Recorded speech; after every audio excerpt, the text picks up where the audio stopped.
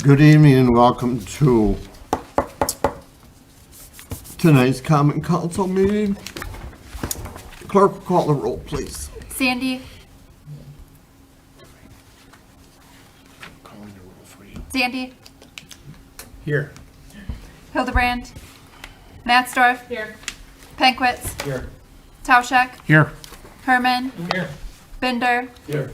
Gilson. Here. Let the record show we have a quorum. Next is a pledge. Please stand. I pledge allegiance to the flag of the United States of America and to the republic for which it stands, one nation, under God, indivisible, with liberty and justice for all.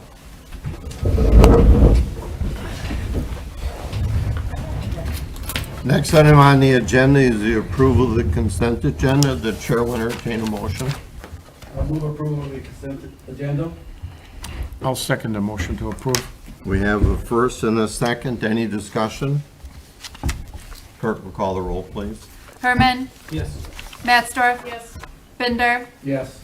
Penkwitz. Yes. Gilson. Yes. Sandy. Yes. Tauschek. Yes. Motion carried. Thank you. Next item is the audience portion where we ask people to sign in and be recognized by the chair. That's where you do the talking, we do the listening.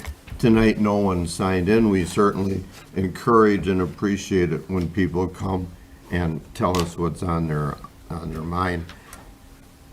Item 5 is not needed. No items were removed from the consent agenda. Moving on to item 6, presentations. Tim, I'll let you start with this. We have a WPPI biennial update, and Tim, why don't you take it from here? Sure, I'll just give a very brief summary, and then I will introduce a representative with WPPI. So Plymouth Utilities is a member owner of WPPI, along with 51 other locally owned and operated electric utilities. So we purchase our electricity from WPPI and in turn supply that electricity to our service area. So with several new common councils members over the past several years, staff believes it's a good time for a refresher update. And typically WPPI comes and gives a presentation to the Common Council every couple of years. So without further ado, I'll introduce Mike Peters with WPPI. Great, thank you. Mayor, members of the council, I appreciate getting a few minutes on your agenda tonight. This presentation has taken typically about 15, 20 minutes. Ask questions, happy to respond to questions as we go through, but I'll put myself on the clock so I don't eat up any more time than what's necessary. So, as Tim said, you are one of our 51 member utility owners of WPPI Energy, and we've had a great partnership with Plymouth. You're one of our top 5 from a size standpoint. No one individual member of WPPI is more than 10% of our total load, but Plymouth is one of our larger and growing members, and some of the talk you all had tonight, I anticipate you're going to see even more growth in the coming years ahead. From a value proposition, I think amongst all of our members, you probably know more about the value of public power than most, in that a number of years ago, you actually had looked at this issue from the standpoint of should you remain a municipal utility, and you made the affirmative decision to do that. When you think about a municipally owned utility and the value that you bring, right out of the gate, it's the local control. It's gentlemen like Tim, your operations manager, like Brian, they live in the community. People can approach them. They can, they know who their utility representative and employees are. They know the linemen. They get direction from you all who are directly accountable to the electric. So that local control is really critical. You can make decisions about how you want your utility to operate and interact with the utility. You're a not-for-profit utility. You don't have shareholders to satisfy. You have customers and your citizens to satisfy. Second is reliability. Without exception, municipal utilities and Plymouth specifically are more reliable than the investor-owned utilities and the electric co-ops that surround your service area. Matter of fact, you were selected as an RP3, which is a program that APPA puts in place to measure the reliability and the operations excellence of municipal utilities. There's about 250 out of 1,000 municipal utilities in the country that have this reliable public power designation. They call it RP3, and you're one of them. And so you're recognized for your reliable, affordable power supply or distribution services. And Ryan and his staff, they know this system, and so your reliability is very high. Your linemen live locally, they can respond very quickly to outages. So you guys are doing it right when it comes to serving your customers. And then finally, from an affordability standpoint, you got two things in your favor. One, your pilot payment.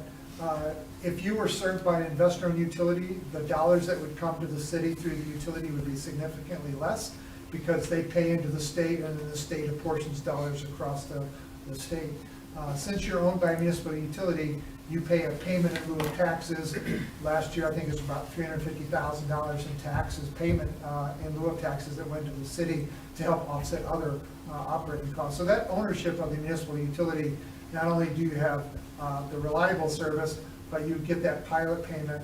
And then really, from an affordability standpoint, what your customers probably see most is the rates aspect of what you deliver to your city.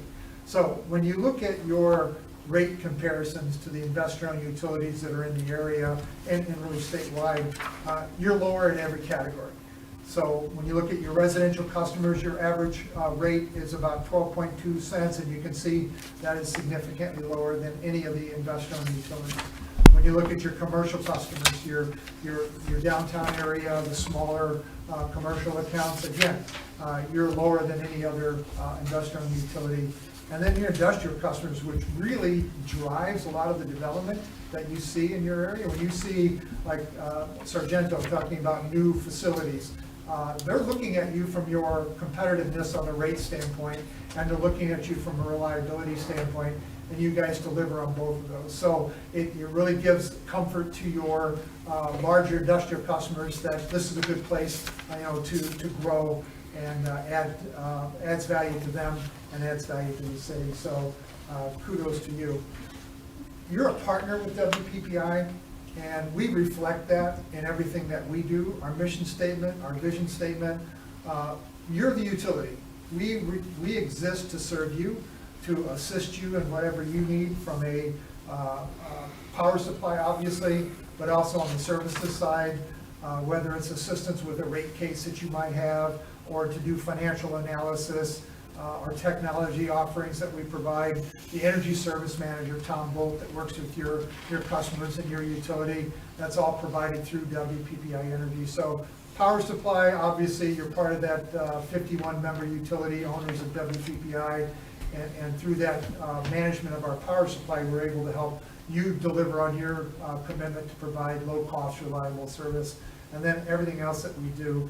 And on the advocacy piece, I know the mayor knows this probably better than I do, how important advocacy is from a legislative and regulatory standpoint. We're operating in a very regulated environment, and so we're very active at both the state and the national level, working with our national and state associations to advocate for good public policy, whether it's maintaining tax-exempt financing, which has been under threat for some time, or making sure that whatever environmental regulations they're looking at, that they fit our utility model. Appreciate the mayor going with us to DC on a number of trips. I can tell you that we don't have deep pockets when it comes to lobbying in Congress, but what we have is local connections. And it's people like Mayor Pullman that helps deliver on that. When we go in to speak to our congressmen, the best group of lobbyists is a room full of mayors. And they really carry the water when we go to DC or when we go to Madison. And then the professional staff, my staff can go in later, and they know they're there speaking on behalf of Plymouth or speaking on behalf of the rest of the membership. So advocacy is a big part of what we do, and it's that partnership that makes it effective. Talk a little bit about our business plan. I'm going to hit each one of these issues a little bit deeper on the next couple of slides, but we're right now in a 5-year business plan, year 25. It will go through the end of 2026. Our priorities for this year, we're looking at electric generation resource planning, We have a lot of opportunity in the coming years to add new resources to our portfolio. Transmission is becoming a bigger part of the utility industry and WPPI's investment. I'll talk a little bit about what that means for us. I know you're also an owner of ATC as well, and the value that that investment brings to both WPPI and Plymouth has been very good over the years. And then member satisfaction and unity. We have 51 members. They're not all happy all the time, but we definitely want to make sure we're doing as well as we possibly can. And our member feedback surveys that we do every year, we're at a really high level of member satisfaction, and we want to do everything we can to maintain that. We will be working next year on updating that business plan starting in '27. One of the things that we do each year, or each period where we're doing a new business plan, is we hold listening sessions. We go out and we sit down with the members. I'm sure Tim will be there, Ryan possibly. Let's hear from you. What's important to your communities? What role do you see WPPI playing in the future? Where do we see the industry going? What are the challenges? And then what can we do collectively through WPPI and joint action to make sure you guys can continue to deliver on your mission locally? A little background for some of you that might be a little bit newer to WPPI. So we were created in 1980. We had 23 Wisconsin municipals that started WPPI. Today we have 51 owners. We have 50 municipal utilities and 1 electric co-op. We now have 41 Wisconsin utilities. We have 7 utilities in the UP of Michigan, and we have 3 in Iowa. All of our members have a seat on the board. Tim's on our board as your representative to WPPI. Reviews obviously our big ticket items like our annual budget, our wholesale rate, that's all goes to the board. Approving any debt issuance that we might have, that's approved by the board. So the board has an oversight, a governance role, just like you do for your city. And then the board elects an executive committee of 11 board members. They serve 3-year staggered terms, and they meet every month. Our board meets 3 to 4 times a year. Our executive committee meets every month, sometimes more often. And they really dig into the details. They give us a lot of direction. What's not reserved to the board has been delegated to the executive committee to operate more as a typical board of directors, a smaller, more nimble board of directors. From a size-wise, we're about 1,100 megawatts of total load. As I said, no one individual member of WPPI is more than 10%. You're probably in the 50 to 60 megawatts of total load. You're growing, which is great for all of us. Anytime we can get load growth amongst our members, that's positive across the membership. It helps hold down our costs. I'll talk a little bit about what those are on the next slide. Our annual budget's about $500 million, and we have total assets of about $760 million.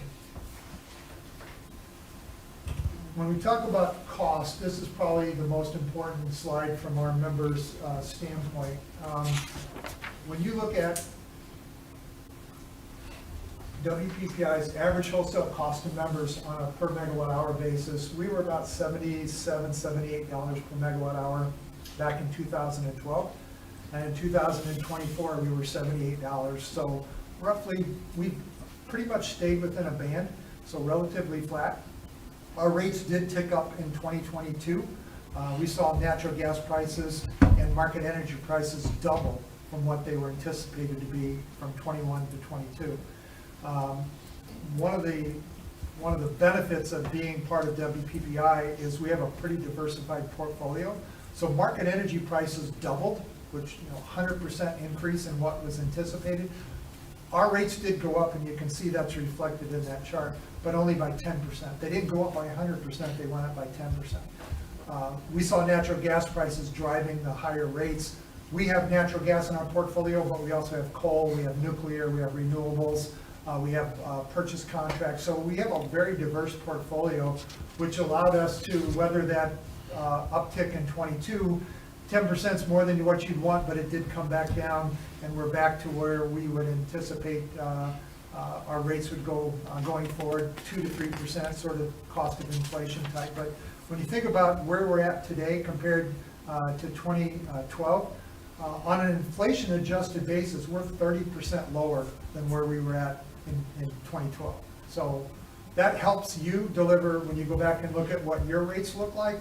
we're about 75 to 80% of your average cost to your customers is our power bills to you. So that combination of us doing our work and you all doing yours results in some of the best rates from a municipal utility standpoint.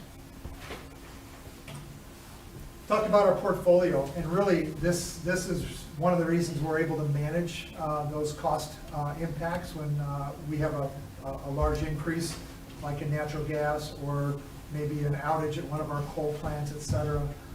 We have a very diversified portfolio from a resource standpoint, from a fuel standpoint, from a geographic standpoint. You can see we have resources in 4 states. We have a pretty good mix between natural gas, coal, renewables, nuclear, all blended together to deliver the services that you all need.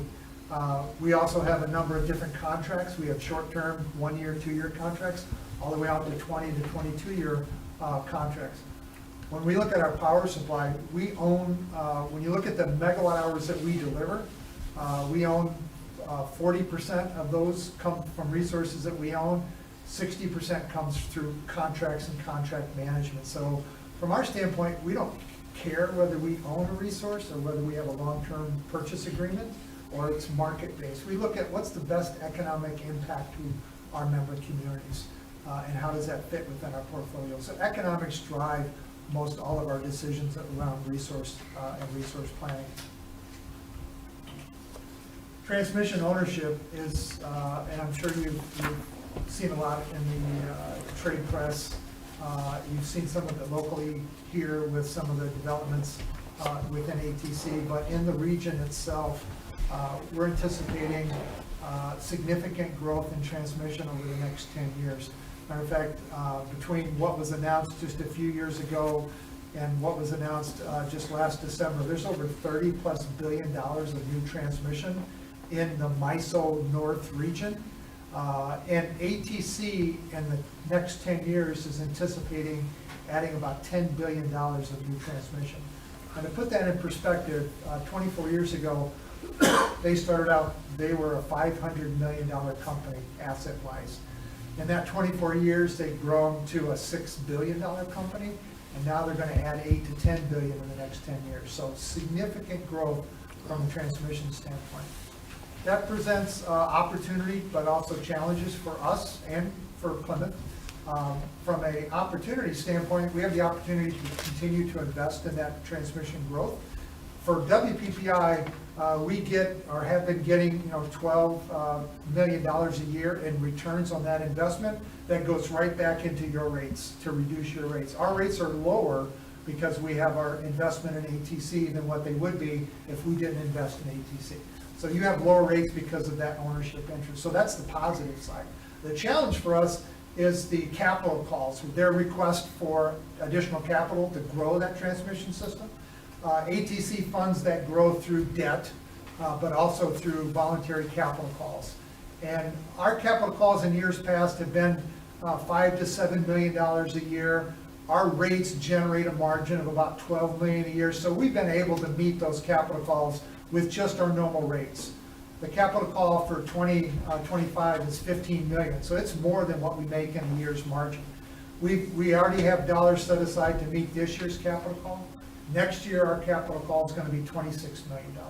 We can't meet that out of margin. So we're going to have to come up with a way to fund that. And then each year thereafter is probably going to be pretty close to that same amount. So we're going to see about $120 million in capital calls over the next 5 years. And we have to figure out how we're going to finance that, because it's important that we continue to own a load ratio share. In other words, we want the amount of ownership in ATC to equal what our load is in the ATC footprint. And that way, the revenue that we get back from our investment is a direct offset to what our costs are. If we have less than our load ratio share, we would pay more in cost than our return would offset. So it's a balance, and it really helps to maintain that load ratio share. So transmission is a big part of the utility industry. It's going to become a bigger part. Right now, transmission represents about 15% of your average cost. I looked back 10 years ago, it was 13%. So it's still not a huge portion, but it's going to continue to grow a bit, and we'll do all we can to manage it on our end. Power supply. Again, economies of scale are what's important from your perspective. We know that there's a transition in the power supply piece of WPPI. Our Elm Road Generating Station, it's a coal plant that came online in 2000, the first unit in 2010 and the second in 2011. It's been a great resource, very cost competitive. WEPCO is the primary owner. They're going to convert that coal plant to burn natural gas. And so that's going to be a shift in our portfolio.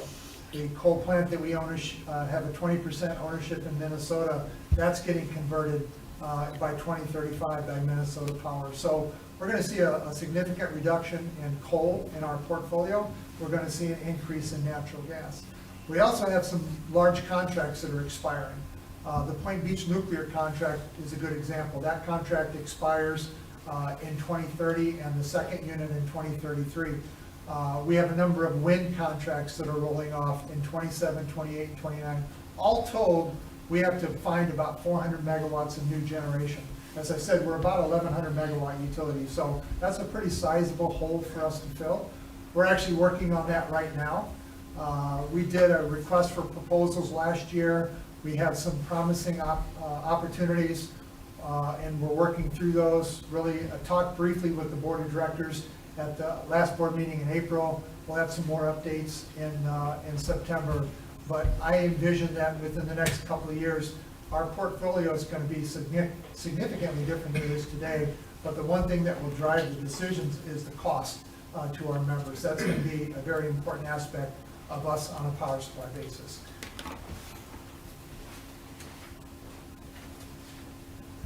Some of the other industry trends, data centers. I'm sure you've heard all about the growth of data centers. 2 or 3 years ago, this was not an issue, at least in this part of the country. Maybe on the West Coast and Silicon Valley, but in this part of the country, data centers were not that big of an issue. They are really popping up, and they're growing very aggressively. WEPCO has probably several thousand megawatts of data centers that have already been announced and are being built. We've actually started to get inquiries from some of our member communities. They're being approached by potential data centers, which present a unique challenge. We've had data centers that could be as large as 300 megawatts talk to some of our member communities. That data center might be 10 times larger than the entire load of that city, and they're looking at locating in that city. And so we're looking at the challenges of serving data centers so that we can serve that large customer, but protect our other members from any issue should we enter into a contract or build a resource and that data center in 5 years goes out of business. We would not want to be in that situation. So we're looking at how do we design rates, how do we mitigate risk to serve those kinds of large loads without impacting all of our member communities, but bring value for serving those large loads. And so we want to find that sweet spot, that win-win. Community outreach efforts, we enhance some of the programs that we have that return dollars back to our member communities. I know Tom Bolt and Tim are looking at how best to leverage those dollars and bring benefits to your communities, and we're happy to play a part in that as well. And then on the policy side, we have our annual trips to DC. As we all know, things in DC are different than they were a year ago, and we're staying on top of meetings with our congressional delegation. So far in all the discussion at the federal level, the issues that are important to us, like tax-exempt financing, environmental regulation, environmental laws, is still looking very positive from our standpoint. Last but not least, this is our 45th anniversary. We have our annual meeting September 7th in Lambeau Field to celebrate that milestone. I hope to see some of you are able to attend that. And I know I've dropped a lot on you. Some of you are more familiar with it than others, but be happy to answer any questions about it. Thank you very much, Mr. Peters. We appreciate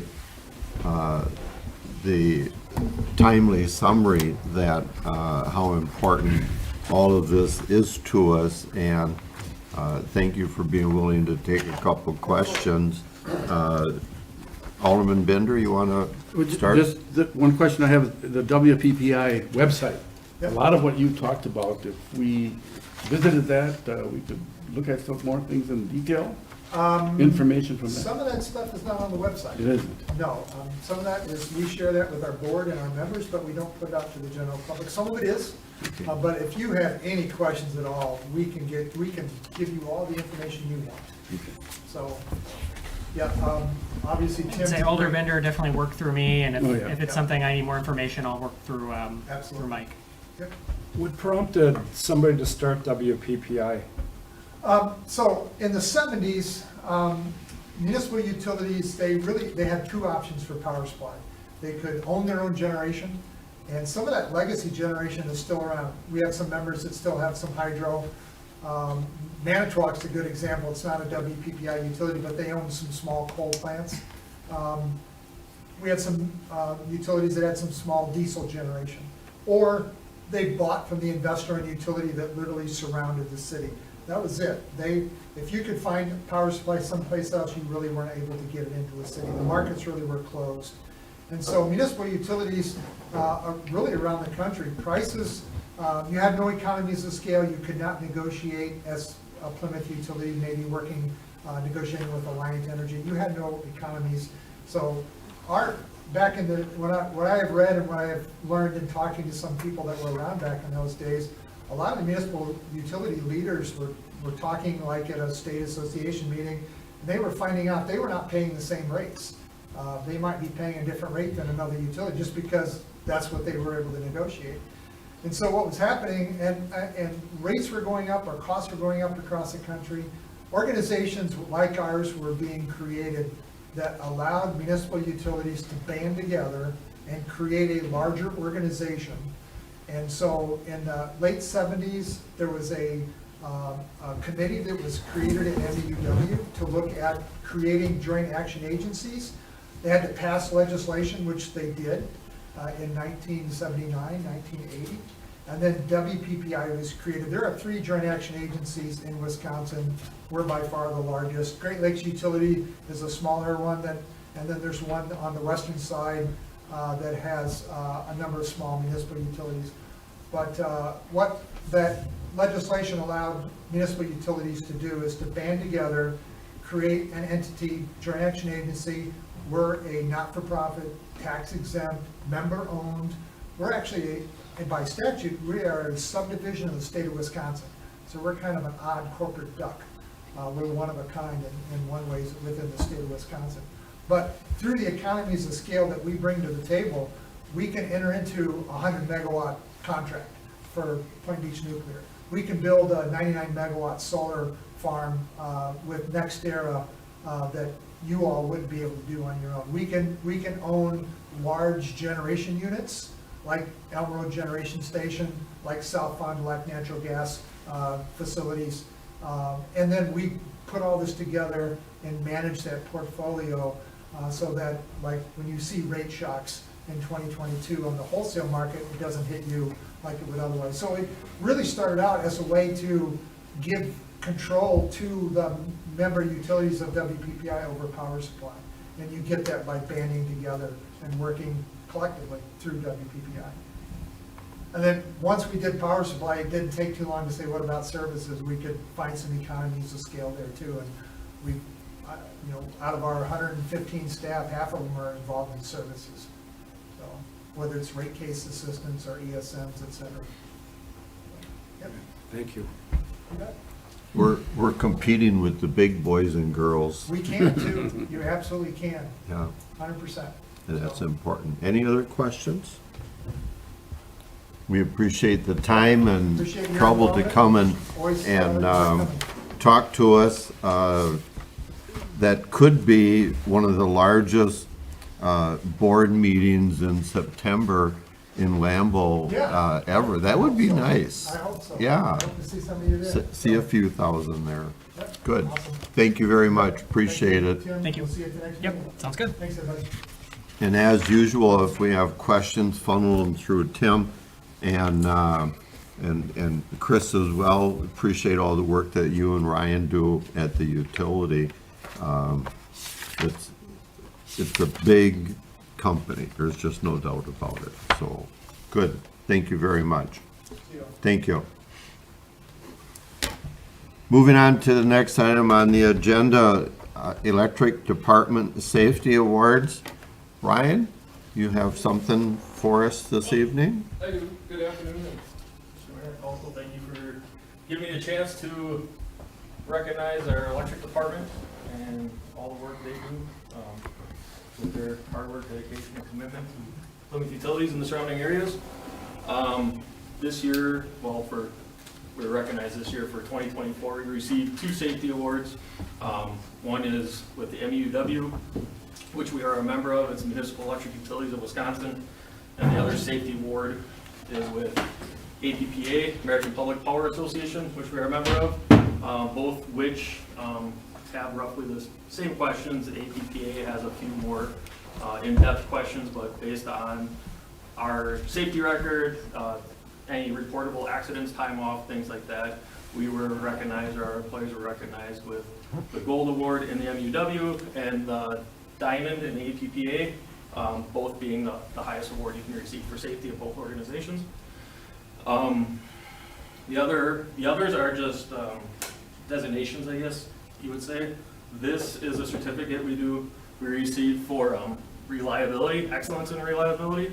So every year we track all our outages, start times, end times, how many customers were affected, duration, all those things, and record that every year and report those numbers.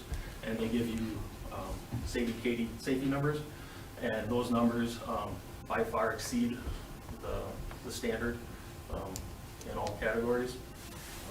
Just an example, our average customer notices less than 1 outage per year. The average system outage is 140 minutes, I believe, with the average customer outage being 40 minutes, where those greatly exceed most utilities within the area. So they were recognized for that, for their quick response, dedication. The other one is, like Mr. Peters spoke on, was the RP3 award, or designation. It's a Reliable Public Power Award, and this recognizes the whole utilities. And this goes from everything from the electric department to policy, to IT, to security, to finances. This is about a 6-month application process by the time we're all said and done, and it recognizes you for 3 years after that. We started this award, or started applying for this in 2018. 2018 and 2021, we were recognized as gold, which is, well, like the bronze, I guess. It was gold, platinum, diamond. This year, with improvements in policy and practices, we did move up to the platinum member, and we're recognized like that through 2028, which in 2027 we'll do the whole process over again. So it just recognizes the dedication of all team members throughout the organization, like I said, to help provide affordable, reliable power to within the surrounding community. It certainly is appreciated many times over. The size of the staff, Chris, at the utilities total is how many employees, give or take? For the work that they do, I can speak on that a little bit. So the electric department, including myself, there's 13 of us, which for municipal, we span pretty far. Not only do we do the city of Plymouth, we do 10 surrounding parts or all of 10 surrounding townships, over 500 miles of line total, which is operated and maintained by us 13 individuals. Everything from tree trimming, meter installation, maintenance, line building, construction, maintenance. These guys do it all themselves. We don't contract anything out. As far as line rebuilds, I mean, obviously with larger projects like a substation, yes, we contract that out, but all the line, distribution line, everything, these guys put a lot of hard work and dedication in and take a lot of pride in it. So our hub is the city of Plymouth, but we extend southwest. What's our furthest? Southwest, and we just touched the edge of Beechwood. Okay. And we kind of go into Fond du Lac County a little bit with Long Lake Campground, Osceola, or Chinatown over there. And then we kind of go northeast up into the town of Herman, which we have Lakeland College, Ada, that way. So end to end is 30 miles, give or take? Oh, yeah, Yeah, yeah. okay. You're on one end and good call to the other, that's That's a good quite hour a, windshield time. that's quite a, that's quite a territory. Yeah. For a municipal, yes, it's Yeah. definitely unique. We're one of the, area-wise, we're one of the largest. So, It's been said that we're kind of like a hourglass, yep. big on the ends and small in the middle. Yep, kind of goes wide up top, narrows down, and then Yeah, spreads out to the yeah. southwest again. So that's quite a achievement, and a lot of dedication goes into that, and we certainly want to express our appreciation to the entire team. It takes a lot of teamwork to get the job done, so I'm sure it does. keep it up. Thank you, appreciate your time. Thank you very much. Thank you. Moving on to item 7, ordinance. Ordinance number 10, an ordinance amending 2-3-20, the city administrator utility manager functions and duties related to tax incremental financing, TIF. Tim, you want to give us a summary on that, please? Yeah, Mayor, I'm going to summarize 7A, which is the ordinance, and then 8A at the same time. Luckily, tonight I can skip some of the background. You got a very in-depth presentation on TIF financing, so you kind of have an understanding now on TIF and how that works. But Are we as- all experts now? I think we're all experts. I think we're good to go. We do have 3 open districts, as mentioned. TID 4 is closed, but was extended through 25 for affordable housing, which we're really helping to support the SCEDC project upcoming, and I've attached the TID map in your packet. As part of the strategic plan, the 2023 to 2026 strategic plan really highlighted TIF district utilization and expansion as part of a strategic goal for financial sustainability. And the creation of a new TIF strategy was one of those strategic initiatives directed at staff to implement as part of the plan. So staff has worked to develop the attached TIF application process. This really introduces a standardized application form, submittal requirements, and a clear review procedure. Applicants would be required to provide detailed project information, a letter of intent, which includes construction details, the amount of assistance requested, how that but-for test that we talked about tonight would be met, and the proposed public benefit. Really in one comprehensive package up front. So we're having all the information, can provide that to council and make decisions accordingly. This process does, I would say, importantly include what we're calling an escrow deposit in a TIF application agreement. This basically would say that as part of the TIF application process, a developer would put down some funds in escrow that would pay for city costs to review TIF development, whether that be Eller's time, or perhaps there's a traffic analysis that needs to be done, something like that, to really offset city cost reviewing these TIF projects that come in. So again, applications would begin in initial consultation with staff, followed by a completeness check. And then they would go to the Common Council to determine if negotiation should conclude. And then final approval of any development agreement would again come back to the Common Council. So as proposed, again, clarifies the standards for the applicants, goals to create an efficient, timely review process, and does not place a financial burden on the city. Just as noted, there is a $300 application fee. That is for sort of staff times taking or reviewing the application. Perhaps we need Attorney Fever's time as well to review that application. So the ordinance itself, what that does is outline a process for the city administrator and utilities manager to enter into these TIF application agreements. So we're not signing development, I'm not signing development agreements, but these are just those application agreements to accept the deposit from developers to review the TIF request. So the new process and ordinance have been attached. They have been reviewed by Attorney Fever. I will note that the typical deposit for a developer would be around $10,000. That's in the application agreement, but that will depend on the development. A larger development may have a larger deposit, or a smaller development may need a smaller deposit as part of this. So staff does recommend a motion to approve ordinance number 10. Which amends the city administrator, utility manager job function duties related to tax incremental financing. Basically, the ordinance is stating that my position will take on those application agreement process and then bring those to council for approval. And then item 8A is really the move to approve the new TIF application process and fee as presented. So staff I'm happy to answer any questions as needed. Thank you. At this point, the chair will entertain a motion so we can discuss, and we'll be doing ordinance number 10 at this point. Mayor, Alderman Tauschek. I would move to approve ordinance number 10 as stated. I'll second. We have a first and a second. Any comments?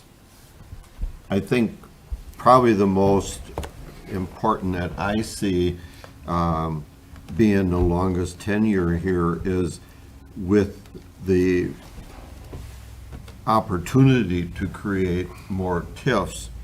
I think this is a good process to kind of spearhead that and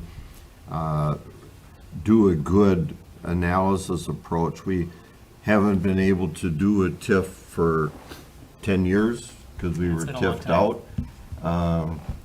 So that process has kind of gone to the wayside. Certainly, as was discussed earlier tonight, the process is very involved and takes into account a lot of different calculations. So anything that we can do to update that, I think is a good thing. Comments from the council members? Anybody else want to make a comment regarding ordinance number 10? Clerk will call the roll on ordinance number 10 as recommended. Sandy, Yes. Pankwitz, Yes. Matsdorf, Yes. Tauschek, Yes. Gilson, Yes. Binder, Yes. Herman. Yes. Motion carried, thank you. Moving on to item 8, new business, approval of the new TIF application process and fee. Tim, you touched on that. Did you want to add anything? You No, kind nothing. of overlapped, Yeah, which was nothing. good. Nothing else to add. I would say that if there are large changes to this application or process as we get started, again, this is a new process, so there'll probably be some kinks to work out along the way. We'll bring those back to the Common Council for approval. If they're small tweaks, we'll just make them internally. If it's just minor language tweaks at the staff level. It's a good roadmap. Yep. Yeah, okay. Chair will entertain a motion to approval of new TIF application process and fee. Mayor, Alderman Tauschek. I would make a motion to approve the new TIF application process and fee as presented. I'll second. We have a first and a second. Any discussion? Clerk will call the roll, please. Gilson, Yes. Sandy, Yes. Tauschek, Yes. Herman, Yes. Matsdorf, Yes. Binder, Yes. Pankwitz. Yes. Motion carried. Thank you. Moving on to new business, item B, discussion and possible action on RLF loan with Precision Floor and Decor. Tim, you want to give us a summary on that? Yeah, I'll give a please? brief summary on this one. So as many of the council know, the RLF fund was reestablished in 2023 with defederalized funding in coordination with the Plymouth Redevelopment Authority. The RLF program does have a fund balance of $2.46 million with $1.24 million available for loans.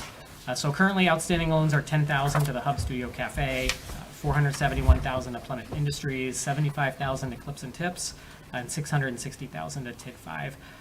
So basically, the idea of the RLF, the revolving loan fund program, is to encourage and leverage new business investment in the city of Plymouth in fixed assets, lands, buildings, and equipments for businesses to really have an opportunity to invest or reinvest in Plymouth to keep them local. Again, perpetuating a positive and proactive business climate, which encourages retention of business in Plymouth. Implement the comprehensive plan goals and objectives, diverse mix of employment opportunities, development and redevelopment of the downtown, and to promote new commercial, housing, and industrial development. So Precision Floor and Decor submitted a loan application in March of 25 for a building expansion project at 24 South Highland Avenue, which includes the development of a training center and storage facility to retain, grow, and recruit employees. An estimated 5 to 10 jobs will be created as part of this project. So the application and cover letter are included. The total project cost is $700,000 with an RLF request of $350,000. The other $350,000 will be provided by the company. So this did go to the RLF committee last month for review, and they did unanimously recommend the terms as presented. So that is an RLF loan amount of $350,000. There is a variable rate from years 1 to 3 of 2.85%, and then it does tick up in year 4, 5 by 0.5%, and then in year 6 to 10, it ticks up another percent each year. Again, those are capped at 2 points over the Wall Street Journal Prime. The idea is to get a low interest rate up front, really good terms on the loan, and eventually get the applicants onto their bank financing. Again, it's a 10-year loan with a balloon payment in year 10 and a 20-year amortization schedule. We have monthly principal and interest payments and no prepayment penalties. There is collateral that's recommended as part of this process. There's a personal guarantee by the business owner, a subordinate guarantee to Waldo State Bank on business assets. I'll work with Attorney Fieber on getting these documents put together, a second position mortgage with Waldo State Bank at the property. And then again, subject to site plan approval, this was actually approved at the last Plan Commission meeting, so they've already gone through that process, and my understanding is they're actually going to be getting started here relatively quickly. And then construction must begin within 12 months of issuance. So final council approval tonight. Pending that, I'll work with Attorney Fieber. We'll set a closing date on the loan. Work with Precision Floor and Decor, who has waited patiently in the audience tonight. Certainly, they would be happy to answer questions as well. This is obviously a very exciting project. They're facilitating expansion in Plymouth, which is what we love to see, and staff recommends approval of the RLF loan as presented. Thank you. The chair will entertain a motion so we can discuss. Alderman Bender. Yes, I'll move to approve the revolving loan fund request from Precision Floors and Decor and direct staff and city attorney to finalize documentation. We have a first and a second.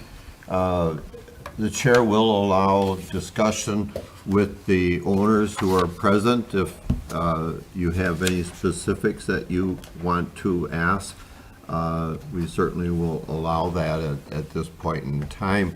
The revolving loan fund did meet with them and went through their financials and things, and as Tim mentioned, recommended unanimously to approve the loan.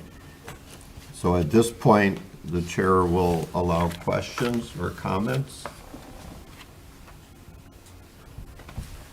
Having none, seeing none, thank you for taking the time to, it's been a long night tonight. A lot of things went on in this room tonight, so thank you for your patience, but sometimes it takes time in government, and we appreciate your consideration and desire to expand in Plymouth.